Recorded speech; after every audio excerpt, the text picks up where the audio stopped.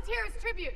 Last week, I talked about the first chapter of The Hunger Games and attempted to look at it from the lens of poverty. For today's video, I've decided to focus on a different theme, that of sacrifice.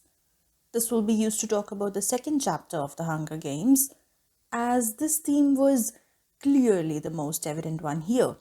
So, hey everyone, this is Ritika. Welcome back to my channel.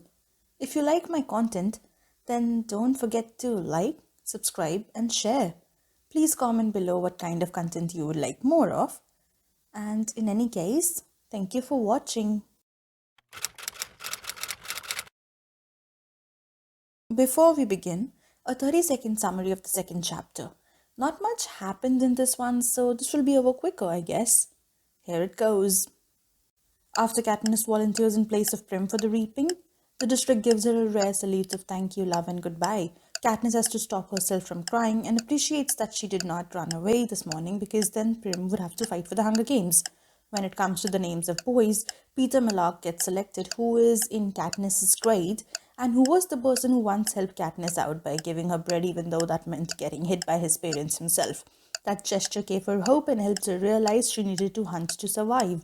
Katniss realizes she never thanked him and now could not do any more, as she would have to kill him. She hopes someone else will kill him before she does. Now, amongst the multiple themes that made themselves evident in this chapter, including the theme of hunger previously explored, the one that struck out the most was the idea of sacrifice. Sacrifice for family and sacrifice for love. When Katniss was 11, her father passed away. She didn't have the right age to apply for Tesserae back then, and her mother was lost.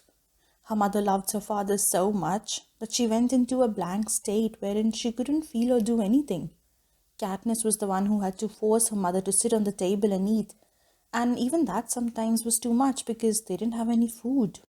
Katniss also had to ensure that she and Prim always looked presentable, despite the lack of food and the lack of care, because she didn't want her sister to end up in a community home wherein children grew dead from the inside apparently.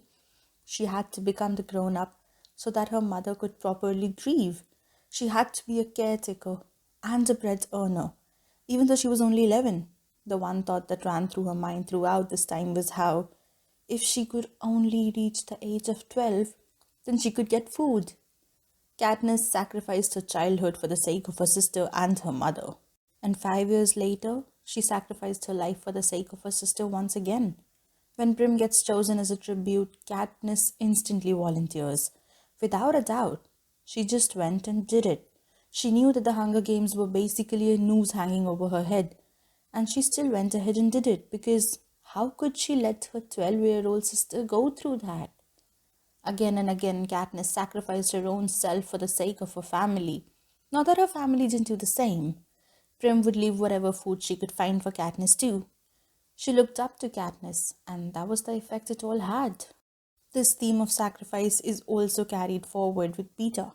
When Peeta gets selected as a tribute, Katniss recounts a memory from when she was 11 and couldn't afford food. Peeta purposely burnt 2 loaves of bread in order to give those to her as she lay outside his house, having given up and ready for death to take over. He earned a lot of punishment for that, of course. Punishment in terms of physical violence, and even had a black eye to school the next day. Yet he did it without a shred of doubt because he couldn't see her die. Or hungry. And therein lay the power of the sacrifice. Peeta's sacrifice gave Katniss hope. The very next day she started hunting, she started surviving, she started believing. And now her sacrifice would hopefully give her family the same hope. That is what the power of one person's sacrifice can do to another. That is what the book is attempting to show. That is what we are reading in this chapter. And that is where my thoughts lie too. What are your thoughts on all of this? Did you agree with me on the power of sacrifice that started off in this chapter? Perhaps it's gonna carry forward to the next ones too. Will you take a look? Thank you for watching today's video. If you liked, then please hit like, subscribe and share. This is Ritika signing off for today.